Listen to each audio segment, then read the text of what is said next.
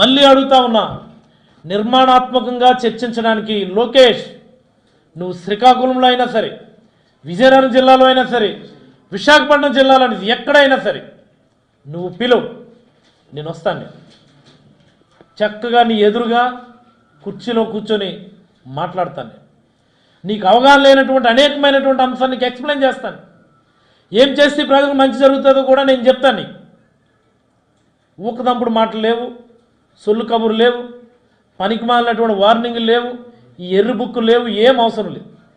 నువ్వు డేటా తెచ్చుకో, మీ నాన్నగారిని అడిగి 14 సంవత్సరాల డేటా మీ నాన్నగారిది, కేవలం ఈ 5 ఏళ్ల కాలం డేటా పట్టుకొని నేను వస్తాను. ఎక్కడైనా సరే, మా జిల్లాలోనా, మా నియోజకవర్గాలుగా దాటి వెళ్ళిపోయి సరే వస్తాను. పాపపంట రమ్మంటే వస్తాను, శ్రీకాకుళం రమ్మంటే వస్తాను, ఆమదాల వస్తాను, ఎక్కడికి రమ్మంటే వస్తాను. ఆయా నియోజకవర్గాలు ఏం చేసాం పోనీ అది కూడా చెప్తాను. నీకు చేతనవుతుందా? నీకు దమ్ముందా?